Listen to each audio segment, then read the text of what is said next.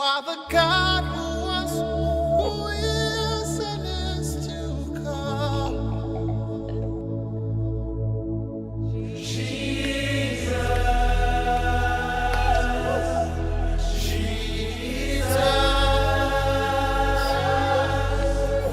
And in you I trust. My life is in your hands, Jesus. You are the miracle working God. And you are Yahweh. You are Yahweh. Mesdames, Messieurs, bonjour ou bonsoir. À celui qui nous aime et qui nous a délivrés de nos péchés par son sang, à lui soit la gloire dans l'Église et dans le monde et dans les 12 tribus d'Israël au siècle des siècles. Amen. Soyez les bienvenus à votre émission Jésus-Christ, Lumière des Nations. Aujourd'hui, nous allons essayer de comprendre la signification de la marche du Seigneur Jésus sur la mer. Et cela, nous pouvons lire dans l'évangile de Marc au chapitre 6, le verset 48. Donc nous allons voir le Seigneur Jésus, il a marché sur la mer et nous allons tenter d'en comprendre le sens. Alors, il vint vers eux, donc le Seigneur Jésus, il vint vers eux, vers les disciples, en marchant sur la mer. Marc chapitre 6, verset 48. Et il avait l'intention de les dépasser. Et lorsque les disciples ont vu le Seigneur marcher sur l'eau, ne sachant pas que c'est lui, ils ont cru voir un fantôme, donc un esprit désincarné. Et ils ont crié, c'est un fantôme. Et c'est là que le Seigneur lui-même, il est écrit dans Matthieu 24, 36, 40, tandis qu'il parlait de la sorte, lui-même se présenta au milieu d'eux et leur dit, la paix soit avec vous. Saisi de frayeur et d'épouvante, ils croyaient voir un esprit, mais il leur dit, pourquoi êtes-vous troublés? Pourquoi pareille pensée s'élève-t-elle dans vos cœurs? Voyez mes mains et mes pieds, c'est bien moi. Touchez-moi et voyez, un esprit n'a ni chair ni os, comme vous voyez que j'ai. Et en disant ceci, il leur montra ses mains et ses pieds. Donc on voit ici que le Seigneur leur dit, prenez courage, n'ayez pas peur, c'est moi. Et lorsqu'il dit c'est moi, dans le grec, cela se dit ego émi, c'est moi. Maintenant, lorsqu'on fait le parallèle avec la manifestation de l'Éternel dans Exode chapitre 3, verset 14, voyez, nous pouvons y lire, Dieu dit à Moïse, je suis celui qui suis. Et il ajouta, c'est ainsi que tu répondras aux enfants d'Israël, celui qui s'appelle je suis m'a envoyé vers vous. Donc vous voyez, le Seigneur, lorsqu'il dit à ses disciples, c'est moi, donc il fait l'affirmation de celui qui est apparu dans le buisson ardent et qui a dit à Moïse, je suis celui qui suis, ou encore ayez, Asher, ayez en hébreu. Ayez, Asher, ayez. Donc on voit là que le Seigneur affirme son autorité divine lorsqu'il se présente à ses disciples après avoir marché sur les eaux. Alors, la signification du Seigneur Jésus marchant sur la mer, cette signification peut être comprise de plusieurs manières. Lorsque nous lisons par exemple dans le livre de Job, au chapitre 9, verset 8, il est écrit, Job 9, 8, il a piétiné les vagues de la mer et s'est frayé un chemin à travers les eaux puissantes. Son chemin était dans la mer, ses sentiers dans des eaux puissantes, afin que ses traces ne soient pas connues. Et au verset 10, verset 11, il est écrit, Job 9, 10, 11, il est écrit, il fait des choses grandes et insondables, des merveilles sans nombre. Voici, il passe près de moi et je ne vois pas. Il s'en va et je ne l'aperçois pas. Et dans Ésaïe 43, verset 16, parlant toujours de cette référence de l'Ancien Testament où le Seigneur domine la mer et marche sur les eaux, il est écrit « Ainsi parle l'Éternel, qui fraya dans la mer un chemin et dans les eaux puissantes un sentier. » Donc voilà, l'Éternel, il fraie un chemin sur la mer et dans les eaux puissantes un sentier. N'est-ce pas ce que le Fils de Dieu a eu à faire? Bien sûr, c'est ce qu'il a eu à faire. Parce que ce que le Père fait, le Fils aussi le fait pareillement.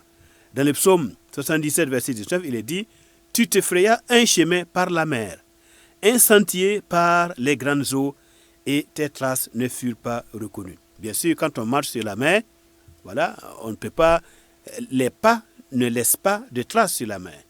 Voilà, donc comme quoi, la marche de Christ sur la mer est une affirmation de sa divinité et de son égalité avec celui qui est le Père, dont il reproduit les actes, selon qu'il est écrit, ce que le Père fait, le Fils aussi le fait pareillement. Donc là, il va marquer son autorité divine pour que les disciples comprennent qu'il n'est pas un fantôme, mais il est celui à qui le Père a donné le pouvoir et la domination sur toute la création. D'ailleurs, lorsque nous lisons dans Genèse chapitre 1, verset 2, on voit qu'il est écrit « L'Esprit de Dieu planait au-dessus des eaux ». Et dans le monde antique, dans le monde passé, les eaux de la mer symbolisent les forces du chaos. Et donc, on voit l'Esprit de Dieu qui se déplace au-dessus du chaos.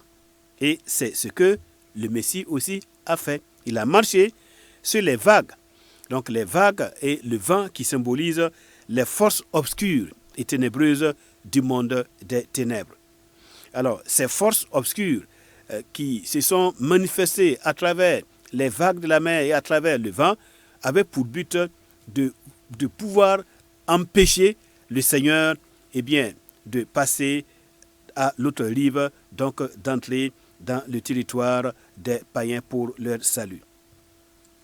Lorsque nous lisons dans les évangiles, vous voyez, dans Éphésiens, par exemple, Éphésiens chapitre 6, verset 12, il est écrit « Nous n'avons pas à lutter contre la chair et le sang, mais contre les dominations, contre les autorités, contre les princes de ce monde de ténèbres, contre les esprits méchants dans les lieux célestes. » Et vous voyez, ce sont ces forces des ténèbres-là qui ont entraîné l'état de la terre au commencement. Dans Genèse 1, 2, la terre était informe et vide. Donc il y a eu comme un chaos. Ces forces des ténèbres ont entraîné un chaos de notre monde, le premier monde. Et ce chaos est appelé Tohu Vavohu. Vous voyez, Tohu Vavohu, c'est-à-dire informe et vide. Mais maintenant, l'Esprit de Dieu, le Ruach HaKodesh, va se mouvoir sur les eaux. Voilà, et le Ruach HaKodesh, l'Esprit de Dieu qui se mouvait sur les eaux, en fait, c'est l'Esprit du Messie, l'Esprit de Christ qui dominait ainsi les vagues de la mer. On se rappelle aussi que Moïse, lui aussi, il a dominé la mer par la puissance du Seigneur. Mesdames, Messieurs, ce qu'il faut dire, c'est que chaque description de la vie du Seigneur Jésus dans les évangiles, chaque description a une signification théologique qui est liée à l'histoire de Dieu et du peuple de Dieu dans les Saintes Écritures. Dans le cas présent, le Seigneur Jésus décide de marcher sur les eaux, parce que c'est ce que Dieu lui-même a fait au moment de la création. On l'a vu dans le livre de Job et on l'a vu aussi dans Genèse 1, verset 2. Les disciples, bien sûr, n'ont pas fait le lien tout de suite. Eux, ils ont cru voir un fantôme, Marc 6, 49. Cependant, le lecteur attentif de la Bible peut savoir que les disciples, là, en ce moment, ils ont manqué de comprendre le meilleur, à savoir que le Seigneur Dieu a conféré, il a donné l'autorité de la création à Jésus-Christ qui est son Fils. Alors, lorsque nous lisons dans Marc chapitre 4, verset 35, verset 41, nous avons cette manifestation de la puissance du Seigneur. Ce même jour, sur le soir, Jésus leur dit, passons à l'autre bord. Alors, pour ceux qui comprennent le langage métaphorique de l'écriture, passons à l'autre bord, ça veut dire passons à l'autre monde, passons au monde nouveau, le monde messianique. Et bien sûr, le Seigneur Jésus était venu pour que, avec ses disciples de tous les temps et de tous les âges, il puisse les faire passer de ce monde de vagues, de chaos, de ce monde dominé par les tempêtes de la vie, à un autre monde, qui est le monde de la sérénité, le monde de la liberté, le monde de la paix, le monde nouveau, le monde messianique. Mesdames, Messieurs, dans Marc au chapitre 4, verset 35, verset 41, il est écrit, ce même jour, sur le soir, Jésus leur dit, passons à l'autre bord, le monde messianique. Après avoir renvoyé la foule, ils l'amenèrent dans la barque. La barque, en hébreu, c'est le mot Teva, ou encore l'arche, qui est le symbole du passage de ce monde au monde nouveau. Eh bien, donc, le Seigneur, de manière allégorique, il est venu pour faire passer ses disciples du monde présent, le monde de chaos et de vagues et de tempêtes de la vie, eh bien, à un autre monde qui est le monde de la sérénité, le monde de la paix, le monde de la liberté, le monde messianique. Maintenant, dans l'épisode où le Seigneur était dans la barque avec ses disciples, ça c'est une autre situation. Alors là aussi, on voit que le Seigneur, il dormait tout tranquillement. Et à un certain moment, les disciples ont crié, « Maître, ne t'inquiètes-tu pas de ce que nous périssons ?» Et s'étant réveillé, il menaça le vent et dit à la mer, « Silence, tais-toi !» Et le vent cessa et il y eut un grand calme. Et puis le Seigneur leur dit, « Pourquoi avez-vous ainsi peur? Comment n'avez-vous point de foi? Ou encore, n'avez-vous point encore la foi ?» Ils furent saisis d'une grande frayeur et ils se dirent les uns les autres, « Quel est donc celui-ci à qui obéissent même le vent et la mer ?» Et voilà où nous y sommes. Le but de cette traversée de la mer, le but de la marche de Christ sur la mer, eh bien, c'était de permettre aux disciples d'avoir une révélation précise, une connaissance exacte de qui il est. Il n'est pas un fantôme, mais il est celui qui détient l'autorité sur toute la création. Il est celui qui, comme le Père, au moment de la création, il est celui qui marche sur les eaux pour démontrer, non pas qu'il est un magicien, non pas qu'il est un prophète, non pas qu'il est un enseignant, mais qu'il est plus que tout cela, il est maître même de la création. En effet, lorsque nous lisons dans Hébreux chapitre 2, verset 5, verset 9, il est écrit, « En effet, ce n'est pas à des anges que Dieu a soumis le monde à venir dont nous parlons. Or, quelqu'un a rendu quelque part ce témoignage. Qu'est-ce que l'homme pour que tu te souviennes de lui, ou le Fils de l'homme pour que tu prennes garde à lui? Tu l'as laissé, tu l'as abaissé pour un peu de temps au-dessous des anges. Tu l'as couronné de gloire et d'honneur, tu as tout mis sous ses pieds. » Et là, voilà, le Père a remis toutes choses, il a mis toutes choses sous les pieds de Christ. Et en marchant sur les eaux, c'était aussi une démonstration de cela. Que sur la terre, dans les cieux, sur toute la création, lui, le Christ, Fils de Dieu, avait autorité sur toutes choses. D'ailleurs, dans le psaume 110, versets 1 et 2, alors ce psaume fait aussi ressortir l'autorité divine du Messie, qui pouvait faire de la création ce qu'il voulait. Donc, il n'était pas limité par les lois de la nature, mais qui pouvait les utiliser et qui pouvait ordonner à ces lois de se soumettre à sa volonté. Parole de l'Éternel à mon Seigneur. Assis-toi à ma droite, jusqu'à ce que je fasse de tes ennemis ton marchepied. Psaume 110, versets 1 à 2. L'Éternel, étendard de Sion, le sceptre de ta puissance, domine au milieu de tes ennemis. Domine au milieu de tes ennemis. Et le Messie, il a dominé au milieu de ses ennemis. Maintenant, le psaume 103, verset 19. L'Éternel a établi son trône dans les cieux et son règne domine sur toute la terre. Son règne domine sur toutes choses. Cela se dit, Adonai Bashamayim Ein Kiso ou Malhuto Bakol Mashallah. Adonai Bashamayim Ein Kiso ou Malhuto Bakol Mashallah. L'Éternel a établi son trône dans les cieux et son règne domine sur toutes choses. Alors, le Seigneur, il veut nous démontrer qu'il est plus qu'un enseignant, plus qu'un faiseur de miracles, plus qu'un prophète, plus que tout cela. Voilà. Les hommes et les femmes du monde présent, lorsqu'ils entendent parler des miracles du Seigneur, ils veulent eux aussi faire valoir la puissance de leur prophète, ou encore la puissance de leur gourou, ou encore la puissance des magiciens auxquels ils se confient. Mais voyons-nous, mesdames, messieurs, le Christ Jésus est plus que les prophètes, il est plus qu'un faiseur de miracles, il est plus qu'un prophète, il est celui qui détient l'autorité sur toute la création. Après une longue nuit passée à combattre la tempête sur le lac, alors l'autorité du Seigneur était telle que à peine est-il monté dans la barque que les vagues se sont calmées, le vent s'est tu et la barque est arrivée tout calmement sur les plages de Capernaum. Nous disons que le triple miracle de la marche du Seigneur sur l'eau, et l'apaisement de la mer et son déplacement dans l'espace, tout cela a déconcerté les disciples. Ils furent très étonnés. Mais l'évangile de Marc va leur reprocher cet étonnement, car ils n'avaient rien compris à l'incident des pains et leur cœur s'était endurci. Il y a eu un miracle avant que le Seigneur marche sur les eaux.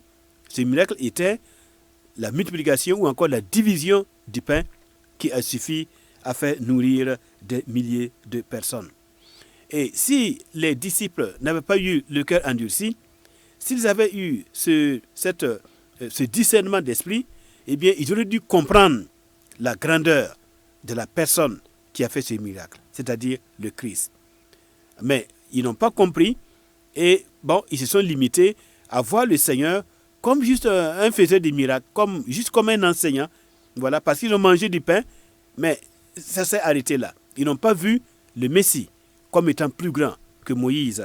Moïse qui a nourri le peuple de Dieu par la manne dans le désert pendant 40 ans. Donc la dureté du cœur des disciples fait référence à l'histoire de Pharaon en Égypte. Bien que Moïse ait multiplié et accompli les signes miraculeux des prodiges, l'un après l'autre, Pharaon et ses magiciens, ils sont restés totalement endurcis. De même, ici, on voit que les disciples se comportent de la même manière. Ça ne leur dit rien. Alors qu'il y a tout un sens, il y a tout un message dans cette marche du Seigneur sur les eaux et aussi dans cette multiplication des pains. La multiplication des pains devait préparer les disciples à comprendre que ce n'est pas un fantôme qui marche sur la mer, mais c'est celui qui a autorité sur toutes choses. Bien. Alors, nous allons maintenant terminer cet enseignement en disant que celui qui est monté dans le ciel, il est aussi celui qui est redescendu. Qui a rassemblé le vent dans ses poings? Qui a enveloppé les eaux dans son vêtement? Qui a établi toutes les extrémités de la terre? Quel est son nom ou celui de son fils? Vous le savez certainement. Proverbe chapitre 30, verset 4. Alors ici, on voit bien qu'il y a un seul qui domine dans le ciel, il y a un seul qui est descendu du ciel, il y a un seul qui enveloppe les eaux dans son vêtement, il y a un seul qui a établi les extrémités de la terre, et maintenant il a un fils. Maintenant, connaissez-vous le nom de son fils? Est-ce que vous le savez? Le nom de son fils, c'est le Messie, le Fils de Dieu, le Seigneur, Jésus-Christ, qui est présenté comme celui à qui le Père a remis toutes choses, voyez, et qui est le juge des vivants et des morts. Alors, il est arrivé quelque chose de semblable aux disciples cette nuit-là. Cette nuit-là, eh bien, les disciples, par finir, ils ont eu la crainte de l'Éternel. Voilà, ils ont eu crainte du Seigneur après l'avoir vu marcher sur la mer, après l'avoir vu que le Maître a dominé sur la mer, qu'il a autorité sur les vents. Eh bien, c'est là que la crainte du Seigneur s'est emparée d'eux. Et le but des actes du Seigneur était de leur montrer qui il est. Et eux-mêmes, ils ont confessé, tu es certainement le Fils de Dieu. Alors, Christ Jésus n'est pas un fantôme qui est apparu dans l'histoire et qui a disparu par la suite, nous laissant dans les doutes et les supputations les hésitations et l'incrédulité.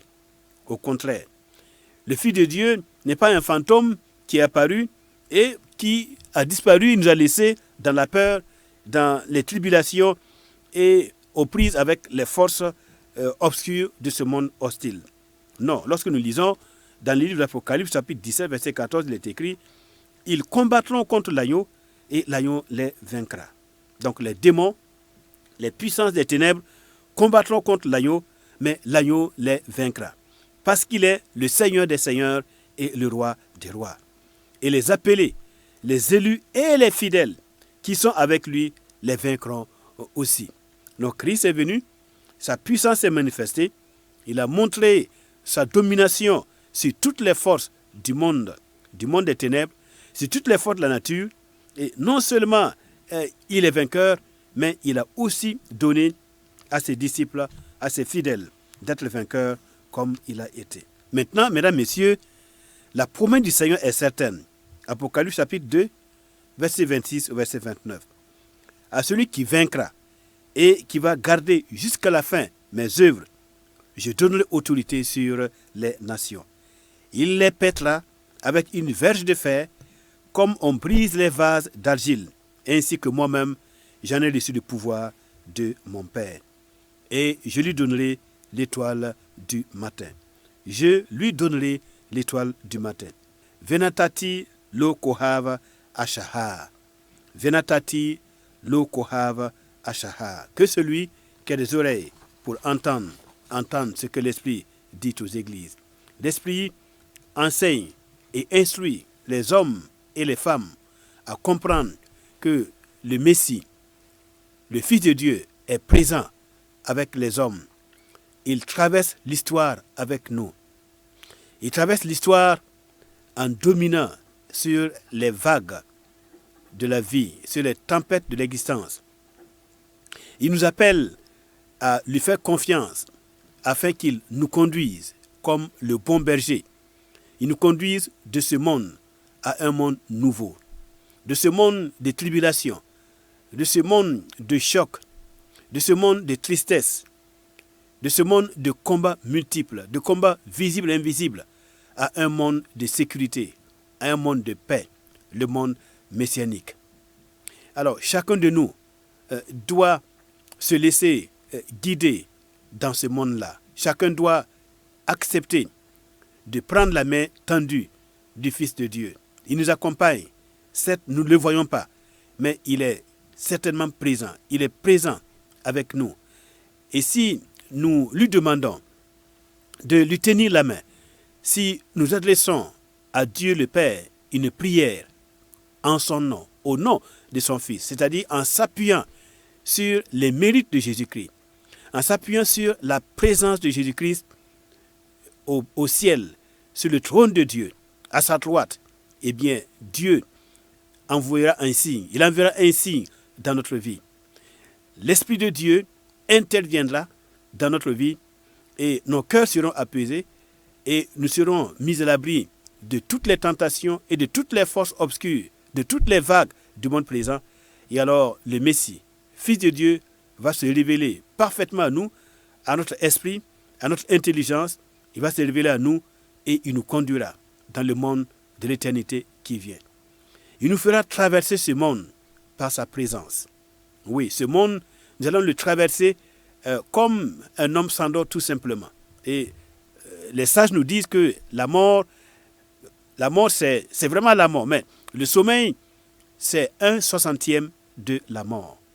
Le sommeil, c'est 1/60 de la mort. Et vous voyez, quand on s'endort, on ne sent aucune douleur, aucune souffrance.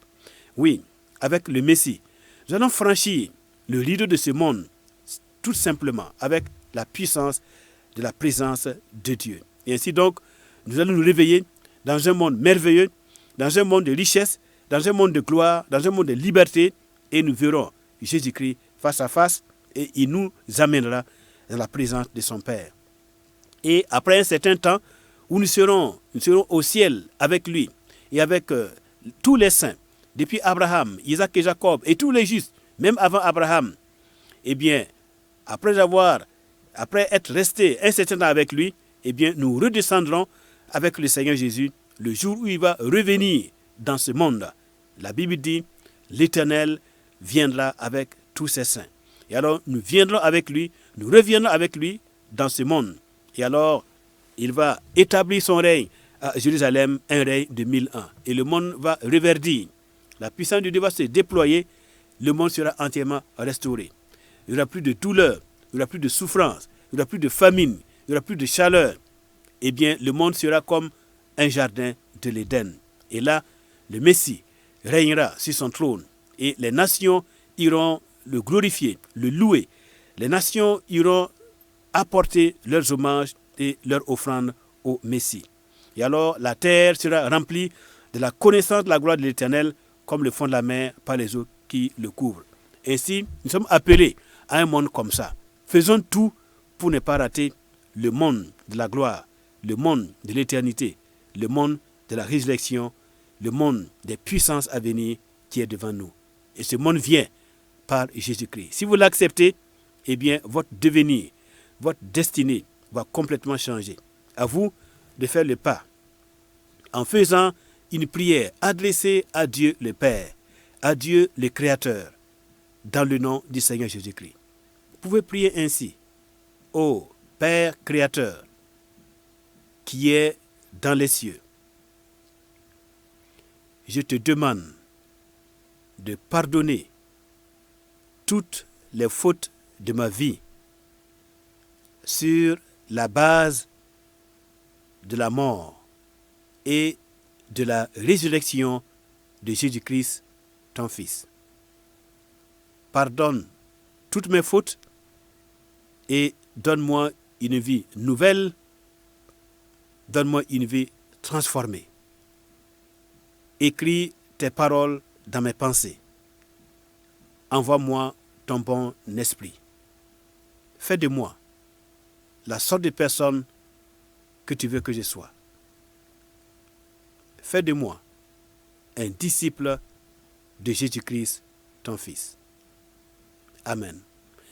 Si vous faites cette prière, tout simplement, mais avec foi, sans douter, eh bien, Dieu vous répondra et vous saurez qu'il vous a répondu. Que Dieu soit avec vous et qu'il vous conduise dans le monde messianique qui vient bientôt par Jésus-Christ, notre Sauveur. Amen.